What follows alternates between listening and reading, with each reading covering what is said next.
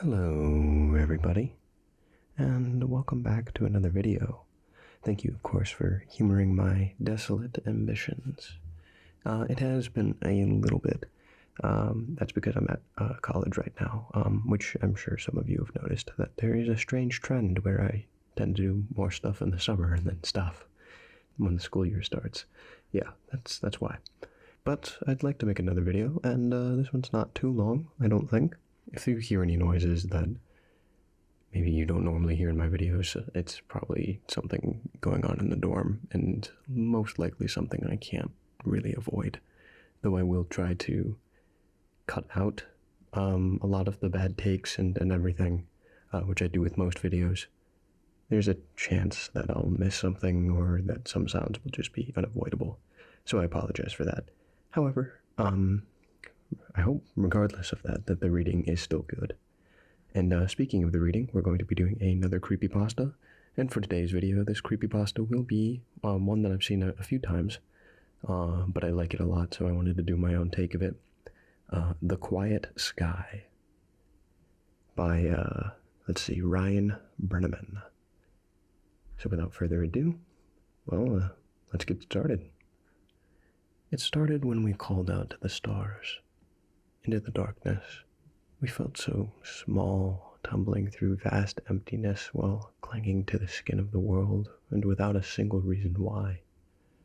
We were curious, yes, but ultimately I think we were just terribly frightened. And we were young, so very young. We were children, and like a lonely, lost child, we did the only thing we could think of to make it stop. We did what we thought we had to do to make the universe make sense. We called for help. For years we scanned the sky for a sign. We sent signals to the stars in the darkness beyond. Are we alone? But the skies were quiet, always so quiet, leaving us to our own makings. But crying children never cease. And neither did we. We sent calls into every corner of space for decade after decade. We refused to believe that no one was out there. They had to be. Yet, for some unknown reason, they never answered us. Everyone remembers when that changed. They think it responded to the Arecibo message from 1974. The response to the Arecibo message was received almost 3 months ago, in 2 separate parts. The first part of the message was received at the Hat Creek Radio Observatory in California. The Allen telescope array picked up what sounded like static interference that continued on for over an hour. It consisted of unintelligible screeching and buzzing sounds that continued without pause for the whole hour. The meaning of this message was never discovered, if it even had one. The only thing that we did know was that the signal's origin came somewhere in the Hercules constellation near Messier 13. As soon as that signal stopped, the real message began. We made contact that day, and we were asked a question. Who is there? It came not through the radios, but as a voice inside all of our heads. Asked the same question to all of us. I heard it, my wife heard it, the young heard it, and the old heard it. Even the deaf heard it. Everyone, everywhere, heard this voice whisper that question into their heads, in every language on earth. I remember it almost too clearly. It asked in that familiar yet indescribable voice that's always there in my mind. It was like one of my own thoughts had gone rogue and had decided to speak directly to me. The world seemed to stop as everyone listened to what came next. Where are you? The heavy question seemed to linger in our minds for hours afterward, and then for days, and then for weeks. That day changed everything. There were doubters from the very beginning, and the holy ones who claimed that God had spoken to all of us and that the time to repent was now. There were those that claimed they'd heard nothing, and those who'd claimed that the aliens had given them their own secret messages. And, of course, there were those who truly believed that we had been contacted for the first time by an extraterrestrial race like us, one ready to communicate, ready to lead us out of the dark. We were wrong.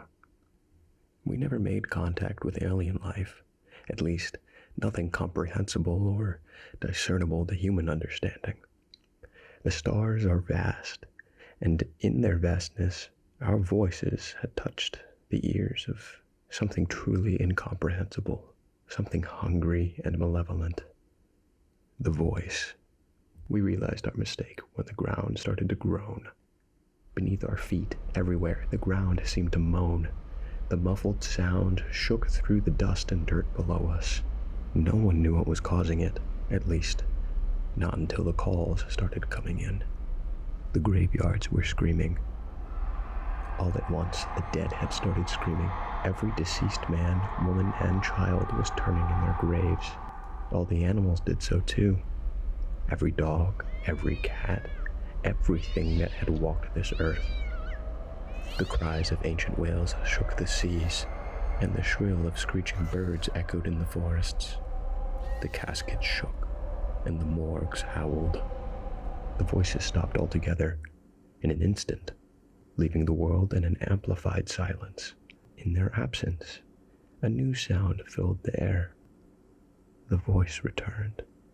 I hear you. It came as a whisper from behind, an ominous yet oddly playful presence that felt so close, but was truly still so far away. It let us breathe in the silence for a minute before it made us a promise. It was a promise we all knew to be true. I am coming.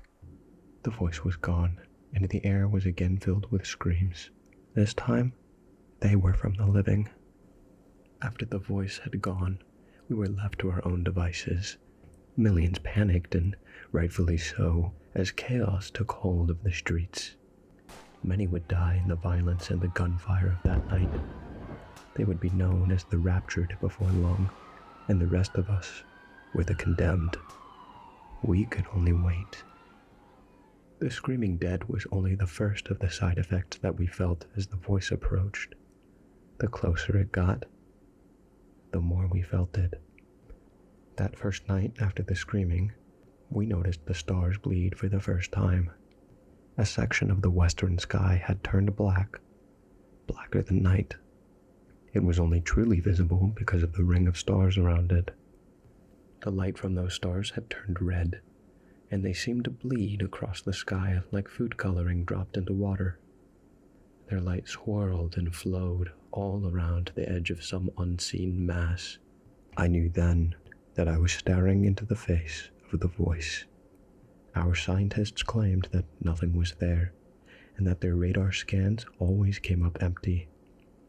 Their telescopes could see nothing but darkness in that section of space.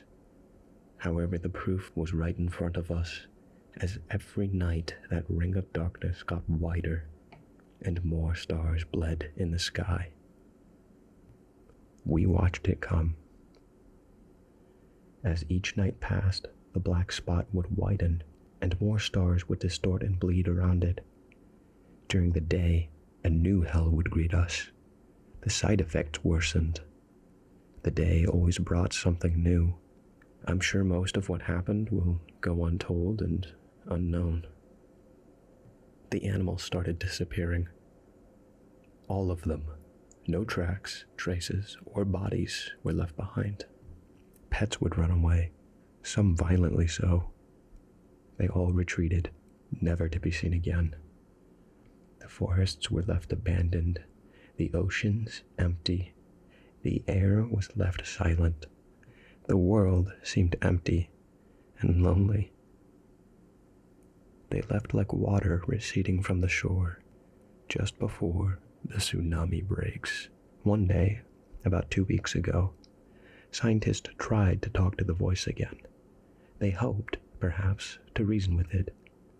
They told it about what was happening on our world and asked it questions. The scientists begged. It didn't speak. The next night, the skies lit up with streaks of fire. It was alight for hours, blazoned with orange and red. We didn't realize the effects until the next day, when the televisions turned to static and the telephones refused to work. We had sat, watching, as all the satellites were knocked out of the heavens. After that, reports became rumors and rumblings, sanity a thing of the past. The air chilled and weighed us down. The voice was nearly here, and everyone felt it. It rained for a week after the satellites fell. The rain was salty and mired with an unknown filth that turned the grass black. Maybe the satellites tracked something back in with them when they hit the sky. No one knew for sure. All we know is that it fell from clouds black as charcoal that blotted out the sun like liquid ash. Darkness fell upon us for days. When the clouds went away, the skies were empty. There were no clouds, yet the sky hung low and gray. If the sun was anywhere in the sky, it never made itself known. Even it had abandoned us. Each day grew slowly darker and darker until night and day became almost the same. Some people would claim later that they'd seen things in the dark, creatures with gangly limbs and crooked faces, lurking in the corner of their vision. They were tall, white creatures that looked molted or rotten through their transparent skin. Appearances would last for just a second or two before vanishing without a trace. Some believed that this was the first step in the aliens' invasion, but the rest of us didn't know what to think. We just knew that it was nothing that simple or benign. They must have been hallucinations, just more madness to endure, but ultimately as harmless as anything else. As harmless as the screams of the dead, the missing animals, and the dying sky. Appearances slowly increased in duration and number. I think everyone saw them once at least, but I don't think a single person would ever guess why they were truly here. They never touched nor spoke to anyone, and certainly they never harmed anyone. Most who got good looks at them described them as mournful or sorrowful looking. Some even claimed that the creatures watched over them at night, and others even claimed that it seemed as though the creatures were sorry for them. One claimed to have even seen one prostrate upon the ground, hands clasped above its head. He said it was praying for us. Prayer was no help. The churches and places of worship that had divided us for so long failed to bring hope to any in the end. The voice let them pray and beg for a while, but just days ago, the voice ended it all. No one questioned how, for at this point, nothing that happened surprised anyone anymore. But on the final day, all books of worship burned. Every last Bible, every Quran, everything. People rushed to their centers of faith, but found no solace. The churches and temples had suffered the same fates, if not worse. The people were left abandoned by their greatest hopes. There were rumors of churches all over the world, with walls formed from the bodies of those who sought refuge. They were merged to the walls, stuck to them like flies in a trap. They died, still pleading for hope, but they were beyond God's help. The rest of us had learned to stop begging. We waited. The final message came. From beyond the sky it fell upon us. The voice echoed, and it spoke a simple truth. I am here. There's a darkness beyond the horizon, the likes of which I doubt has ever been seen. It brings with it the screams of countless souls, and it moves fast. The stars are dying now, and I know they'll never be seen again. The light is dying so fast. I leave this not as a warning. No, it's far too late for that. Instead, consider this the last realization, the last humanity will ever know. For we used to wonder whether or not we were alone and lost, but never whether or not we were safe and hidden. The universe is infinite, and our understanding was significantly more finite. We should never have beckoned to the darkness. Instead, we should have clung to the light and closed our eyes every time we were turned to the void. As the final minutes approach, I hold one final truth to be certain. I now know why the skies were always so quiet. Thank you so much for sticking around and taking the time to listen to it. I truly do appreciate it.